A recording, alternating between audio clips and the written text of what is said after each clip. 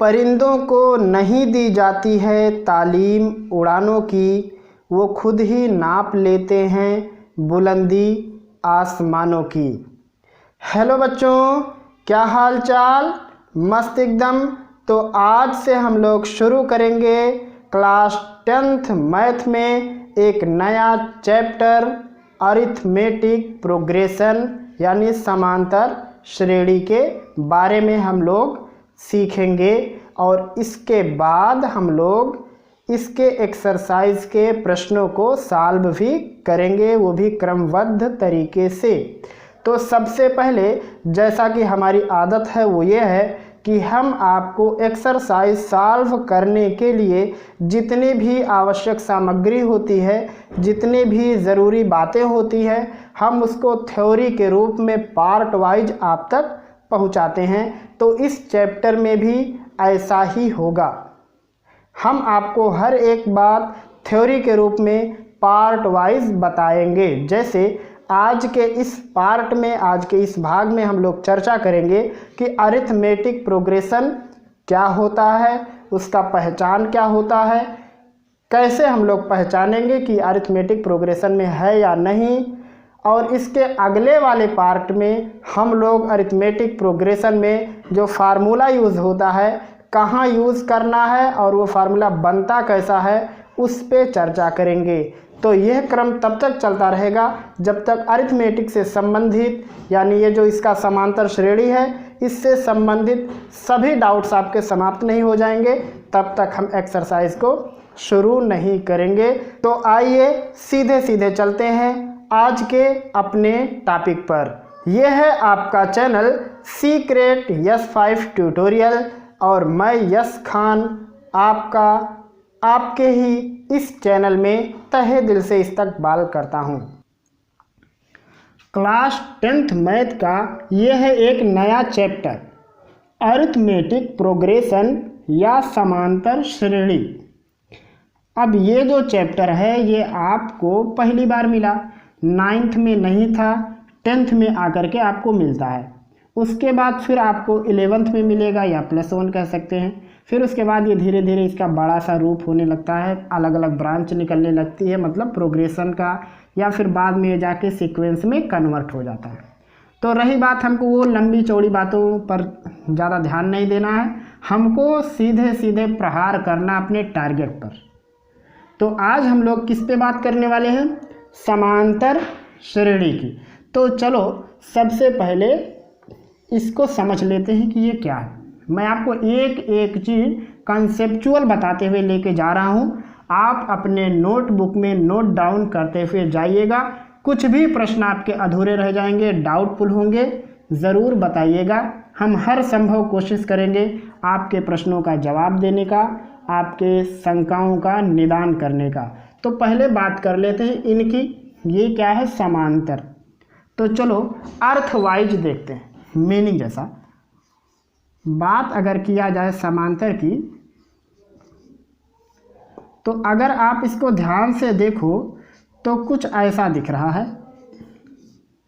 वैसे बिल्कुल एकदम क्लियर नहीं है, लेकिन हम लोग अपने फायदे के लिए कह सकते हैं कि हम लोग समांतर को अगर इस दृष्टि से देखें तो क्या बिगड़ जाएगा, ऐसा ही देख लेते हैं, क्योंकि इसमें हमारा फ़ायदा है।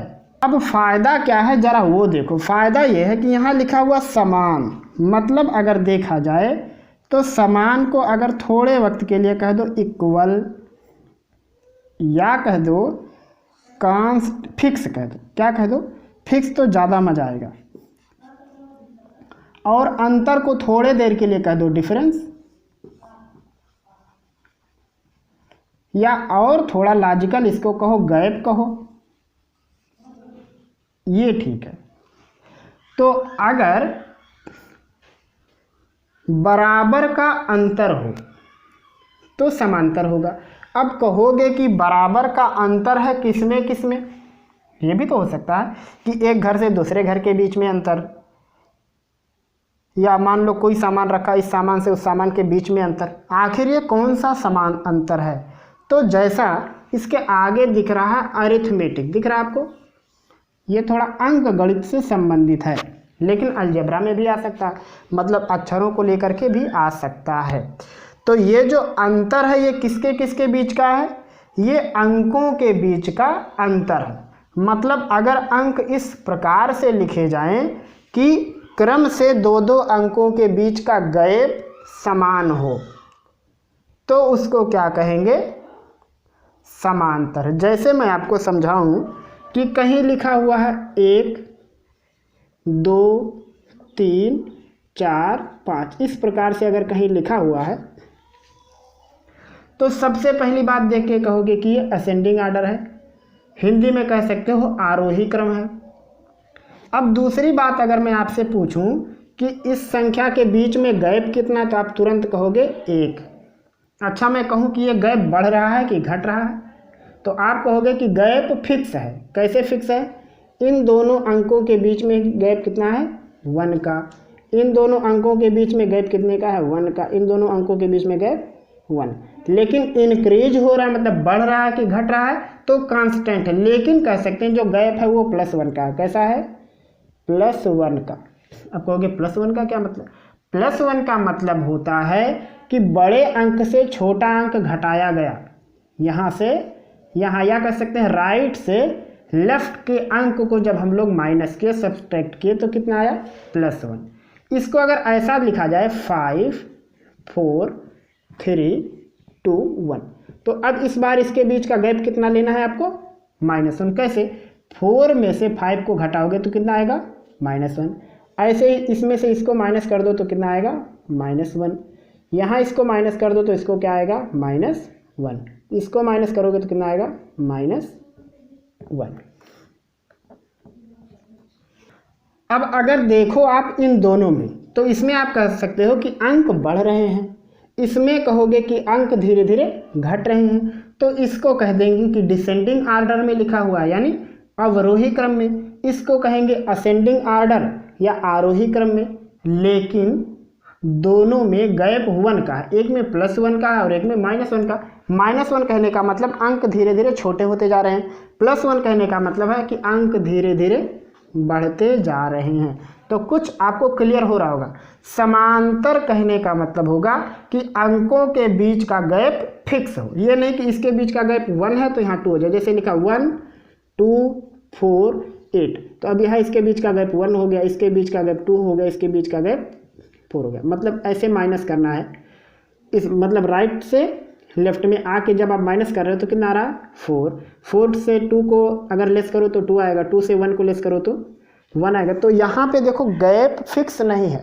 तो अगर गैप फिक्स नहीं है तो मैं आपसे पूछूं क्या ये समांतर है, तो आप कहोगे समांतर नहीं है।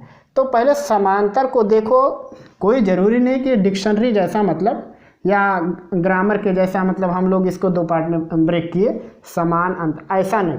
हम लोग इसको समझने की दृष्टि से 2 खंड कर दिए समांतर को, समान और अंतर। अब समान को हम लोग क्या समझ रहे हैं? फिक्स समझ रहे हैं या इक्वल। अंतर को डिफरेंस या गैप कह रहे हैं। तो अगर 2 अंकों के बीच का गैप बराबर हो, ऐसे क्रम से, ये नहीं कि 4 से 2 का गैप निकालो, ऐसा नहीं, क्रम से अगर आप ऐसे गैप निकालते हुए जा रहे हो और अंतर बराबर आ रहा है तो उसको क्या कहोगे? समांतर। अब ये जो क्रम पूरा लिखा हुआ, इसी क्रम को कहते हैं श्रेणी। क्या कहते हैं? श्रेणी, सीरीज, प्रोग्रेशन। तो अब ये जो 1 2 3 4 5 लिखा हुआ, अगर इन सब को एक मैथमेटिकल लैंग्वेज में कहा जाए कि ये किस रूप में लिखा हुआ है, तो कहोगे अर्थमेटिक प्रोग्रेशन में लिखा हुआ या फिर समांतर श्रेणी में लिखा हुआ है। तो शायद आपको ये समांतर क्या है आभास हो रहा होगा, एहसास हो रहा होगा, समझ में आ रहा होगा। दूसरी बात, ये जो श्रेणी है ये भी समझ में आ रही होगी। श्रेणी का मतलब होता है अंकों की श्रृंखला घट रही है या फिर बढ़ रही, तो जो पूरी श्रृंखला है उसको क्या कहते हैं? श्रेणी। मतलब यहाँ 1 को श्रेणी नहीं कहेंगे, 2 को नहीं कहेंगे, 3 को नहीं कहेंगे, इन सभी को मिला के श्रेणी बनेगी। अगर हम पूछें यहाँ से यहाँ तक क्या ये श्रेणी है, तो जब तक ये दोनों अंक अगर पहले से गायब रहते तो इसको श्रेणी कहते हैं। लेकिन अभी ये लोग हैं तो सिर्फ इन तीनों को श्रेणी नहीं कहेंगे, पूरी श्रृंखला को एक श्रेणी कहेंगे, एक प्रोग्रेशन कहेंगे। तो कुछ कुछ आपको समझ में आ रहा होगा। अब चलो मैं आपको समांतर श्रेणी समझाता हूँ थोड़ा किताब की लैंग्वेज से हट के, ताकि आपको थोड़ा सा और क्लियर समझ में आए। आप कहोगे किताब की लैंग्वेज से हट के मतलब, तो गांव की लैंग्वेज में मैं आपको बताता हूँ कि समांतर श्रेणी कैसे पहचानोगे। मस्त एग्जाम्पल से मैं आपको बताता। ये जो समांतर श्रेणी लिखा हुआ है ना, थोड़े वक्त के लिए देखो कि आपको धुंधला दिखाई दे रहा, कुछ और दिख रहा है। आप कहोगे क्या दिख रहा है? हाँ, तो अपने आंखों का चश्मा बदलवा लो। समांतर श्रेणी को ऐसे घूर के देखो और ऐसा देखो कि ये क्या दिख रहा है, समांतर सीढ़ी। क्या दिख रहा है ये? आप कहोगे सीढ़ी, हाँ सीढ़ी ऐसे रहता ना, ऐसे स्टाइलिश, ऐसे। यहाँ छत रहता है, क्या रहता है? छत, शाबाश। यहाँ क्या रहता है? फर्श कह सकते हो, कुछ भी कह सकते हो, सीलिंग, रूफ वगैरह वगैरह। ये हो गया छत। अच्छा, अब आपको यहाँ से छत पे जाना है। सोचो एकदम, मतलब कॉन्फिडेंशियल कॉन्सेप्चुअल सोचो। अभी इसको थोड़े वक्त के लिए भूल जाओ। आप जो कुछ किताब में पढ़े उनको भूल जाओ।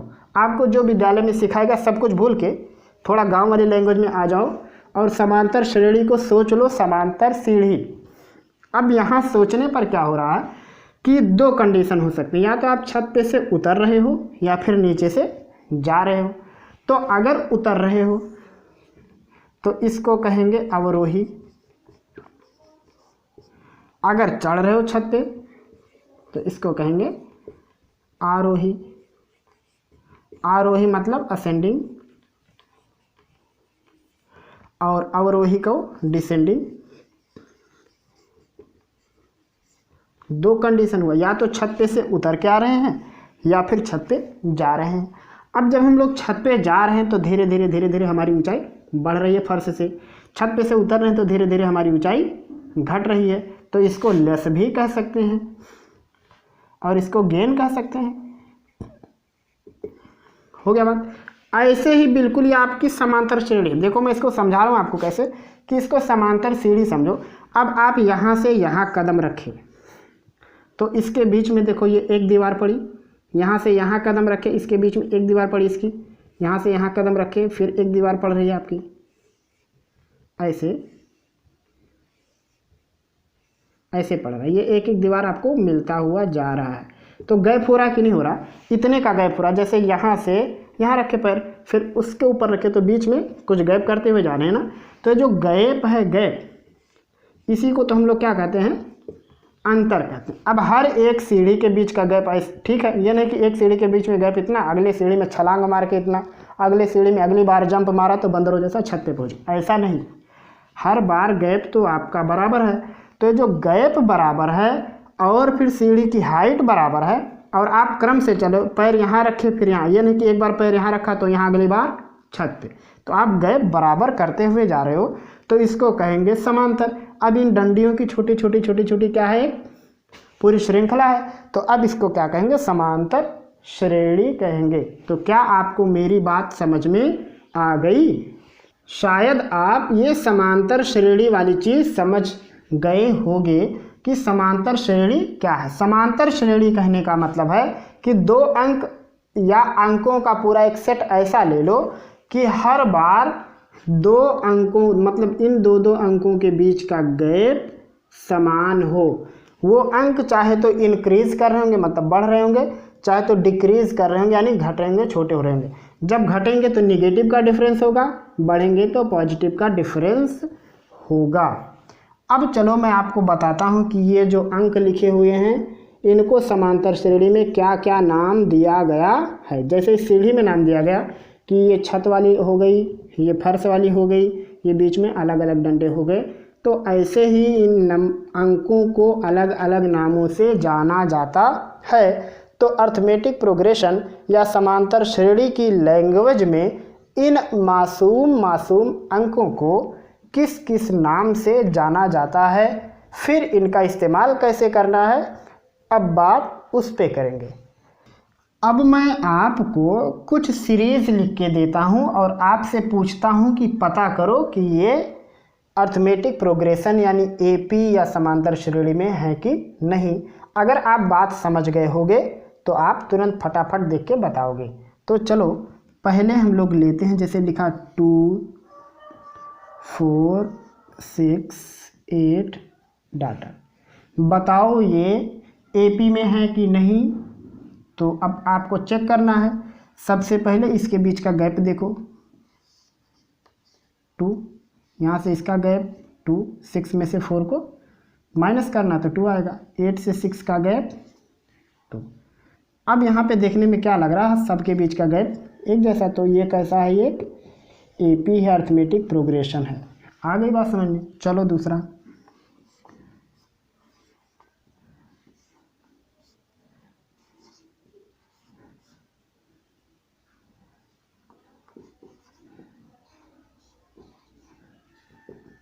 ये बताओ एपी में है कि नहीं। तो अब ये कुछ अजीब दिख रहा है, तो पहले इस अजीब को ठीक ठाक करो। तो ये क्या हो जाएगा, √2 है। 8 को लिख सकते हैं 4 × 2, 18 को लिख सकते हैं 9 × 2, 32 को लिख सकते हैं 16 × 2। तो इस प्रकार से क्रम चल रहा है। अब ये हो जाएगा √2, 4 और × 2 ये लिखा है ना, तो 4 का स्क्वायर रूट होता है 2, 9 का स्क्वायर रूट 3 और 16 का स्क्वायर रूट 4। अब इसके बीच का गैप देखो, तो इसके बीच का गैप कैसे निकालोगे, 2 √2 में से √2 लेस करके तो √2 आएगा। यहाँ लेस करोगे तो 3 में से 2 खत्म, 1 बचेगा, यानी √2 यहाँ भी √2। तो यहाँ पे गैप समान है कि नहीं है।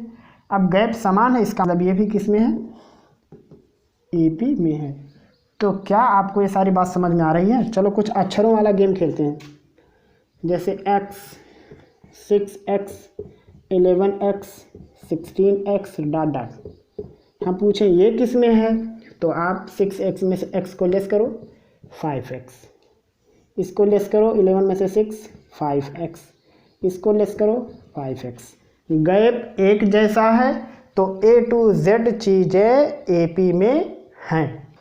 अब आपने देखा कि कैसे हम लोग समांतर श्रेणी पहचानते हैं। तो ये हो गया समांतर श्रेणी को पहचानने का तरीका।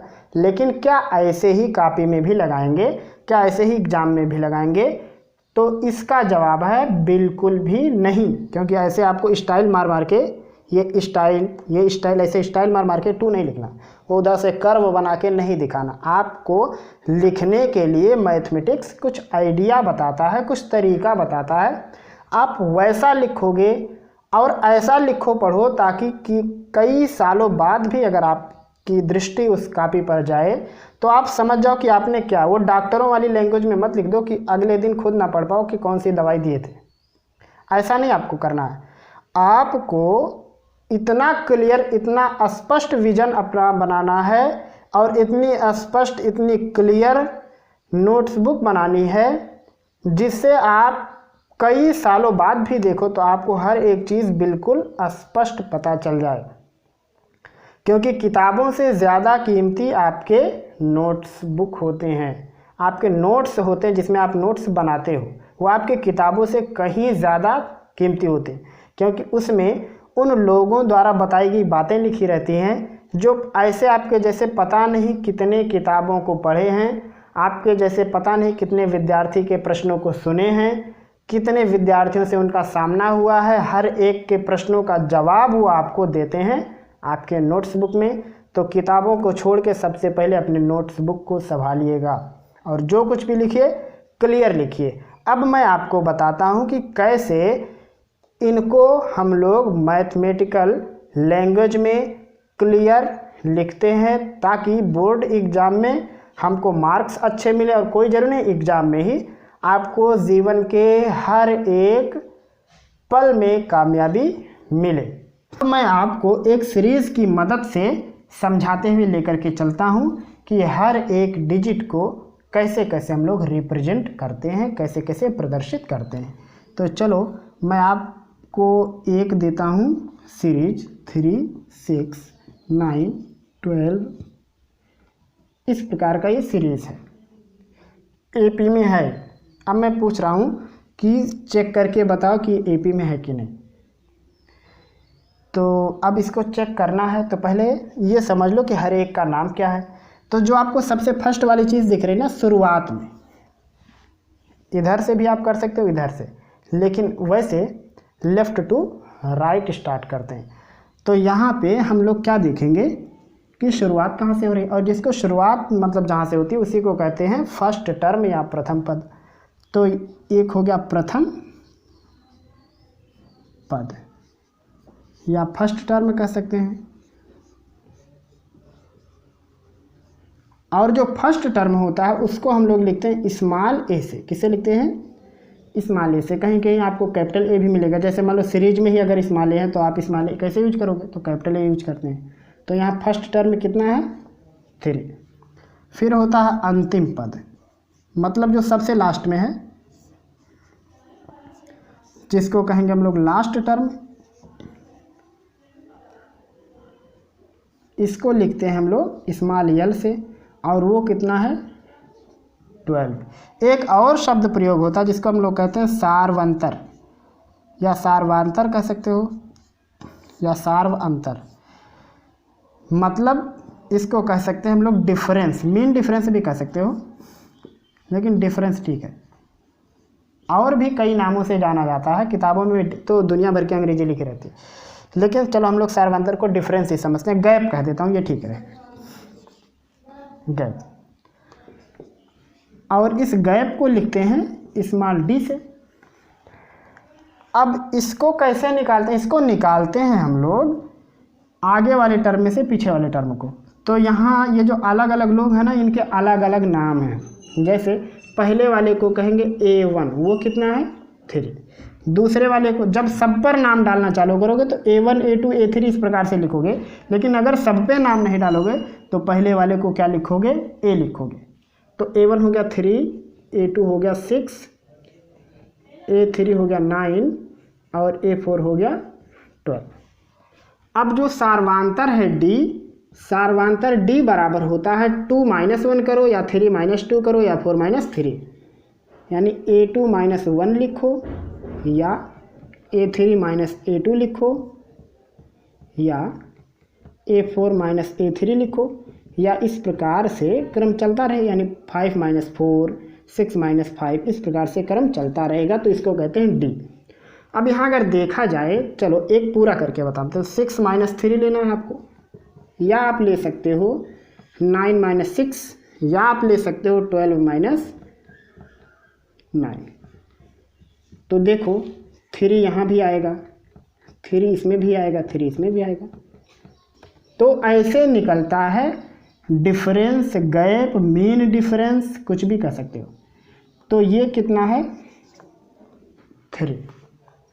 शायद आपको समझ में आ गया कि सार्वांतर कैसे निकालते हैं। और अगर गैप बराबर रहेगा तभी सीरीज में होगा। तो देखो 6 - 3 3, 9 - 6 3, 12 - 9 भी 3 है। तो क्या आप ये प्रथम पद, अंतिम पद और सार्वांतर समझ पाए? तो शायद आप समझ गए। एक और होता है जिसको हम लोग कहते हैं यनवा पद। क्या कहते हैं? यनवा पद, जिसको लिखते हैं TN। अब यनवा पद क्या है? अब यनवा पद मतलब जहाँ यन का मतलब 1 2 3 4 5 कुछ भी है। यनवा पद यहाँ लिखते हैं जहाँ यन बराबर 1 2 3 4 डॉट, जहाँ तक सीरीज जाएगा ये यन लिखते हैं, ठीक है, यन तक कुछ भी। जैसे मैं कहूँ दूसरा पद, तो दूसरे पद को क्या लिखेंगे? T2, या क्या लिख सकते हैं उसको? A2, चाहे A2 लिखो चाहे T2। जैसे यहाँ A2 लिखे हैं ना 6, ऐसे इसको T2 भी क्या लिख सकते हैं? 6। A1 लिखो या T1 लिखो, वो कितना है? 3 है।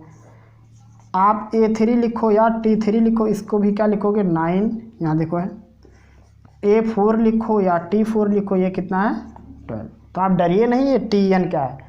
ये जो इस पे नंबर डालते हैं हम लोग A1 A2 A3 A4, तो उसी को TN भी कहते हैं। जैसे मैं मान लो कहूँ कि 10वां पद, तो इसको क्या लिख सकते हैं हम लोग? T10, या क्या लिख सकते हैं? A10। दोनों एक ही बात है। 10वें पद को A10 कहेंगे या T10 कहेंगे। ऐसे n नंबर के पद को या तो AN कहेंगे या फिर TN कहेंगे। तो आप शायद ये भी समझ गए कि यनवा पद क्या। जैसे मैं कहूँ कि ये एक सीरीज लिखी हुई है, इसमें चौथा पद बताओ, तो आप कहोगे कि चौथा पद यानी A4 12 है या फिर T4 12। अब हम लोग कुछ ऐसे साधारण प्रश्नों की चर्चा करेंगे जो आज का जो हमारा डिस्कशन है, यानी जो आज हम लोग चर्चा की है समांतर श्रेणी पर, इससे संबंधित कुछ ऐसे प्रश्न हैं जो कि एग्जाम में आते हैं। तो केवल आज के डिस्कशन से संबंधित हम लोग प्रश्नों पर कुछ चर्चा कर रहे हैं। तो हम लोग कुछ एग्जाम्पल के जरिए देखते हैं कि कैसे कैसे प्रश्न बन सकते हैं आज के डिस्कशन वाले वीडियो पर, या जो आज हम लोग चर्चा कर रहे हैं इस टॉपिक पर कुल कितने प्रश्न बन सकते हैं या कैसे कैसे बन सकते हैं। तो चलो हम लोग पहले टाइप का प्रश्न देखते हैं। जैसे मान लो सीरीज़ दे दिया है 2 4 6 8 इस प्रकार से, और आपसे पूछेगा पहले कि क्या ये सीरीज में, मतलब क्या ये समांतर श्रेणी में है। अगर है तो इसका प्रथम पद बताओ, इसका सार्वंतर बताओ और इसको अगले 3 4 या 5 पदों तक आगे बढ़ाओ। तो ये फर्स्ट टाइप का क्वेश्चन हो सकता है। तो अब यहाँ पे आप बता सकते हो तुरंत प्रथम पद कितना है, वो 2 है। इसको किससे लिखते हैं हम लोग, ए से, बिल्कुल सही कहे। और उसके बाद मैं अगर बात करूँ सार्वंतर की, तो उसको किससे लिखना है, डी से। कैसे निकालना है, या तो 4 में से 2 को लेस कर दो, 6 में से 4 को, या फिर 8 में से 6 को। तो कितना आया, 2। लेकिन आपसे पहला प्रश्न क्या पूछा है कि क्या ये समांतर श्रेणी में है, तो वो कैसे चेक करेंगे। तो यहाँ गैप चेक करेंगे। जैसे 4 में से 2 का गैप तो कितना आया, 2। 6 में से 4 का गैप कितना आया, 2। 8 में से 6 का गैप आया कितना, 2। तो यहाँ जो गैप है इनको नाम दे दो। जैसे D1 नाम दे दिया, D2 नाम दे दिया और D3। तो D1 भी 2 आया, D2 भी 2 आया और D3 भी। मतलब इस गैप को D1 कह दिया, इसको D2, इसको D3। तो अब क्या लिखेंगे हम लोग, चूँकि D1 बराबर D2 बराबर D3 बराबर 2, मतलब हर एक बार गैप बराबर है, इसलिए यह एक समांतर श्रेणी है। तो आपके पहले प्रश्न का जवाब आ गया कि क्या यह समांतर श्रेणी है। तो उसके लिए आपको D1 D2 D3 निकालना पड़ा, और जैसे ही निकाल लिए तो तुरंत आप क्या कहेंगे कि हाँ ये समांतर श्रेणी है। उसके बाद कार्यवाही आगे बढ़ा के क्या कहेंगे कि प्रथम पद अब इसका कितना हो गया, 2। सार्वंतर कितना हो गया, 2। अगले प्रश्न का जवाब क्या होगा कि इसको आगे भी बढ़ाओ। तो ऐसे लिखेंगे, जैसे मान लो 3 पदों तक बढ़ाना, तो लिखेंगे अगले 3 पद, यानी नेक्स्ट 3 टर्म्स वो क्या होंगे। अब देखो यहाँ 8 है, 2 2 आगे ग्रेट होते हैं, मतलब 2 2 को ग्रेटर करते हुए लिखना है। अब अगले 3 पद को लिखने के लिए आपको क्या करना हो, देखो यहाँ 2 और 4 में से 2 आगे हो गया, 4 और 6 में 2 आगे गया, 6 और 8 में 2 आगे गया, तो 8 से भी अगला 2 आगे जाएगा क्योंकि इंक्रीज कर रहा है। तो 8 के बाद 2 का गैप करके कहाँ पहुँच जाएंगे, 10 पे। 10 में 2 का गैप करके कहाँ पहुँच जाएंगे, 12 में। और 12 में 2 का गैप करके कहाँ पहुँच जाएंगे, 14 में। तो आपको ऐसे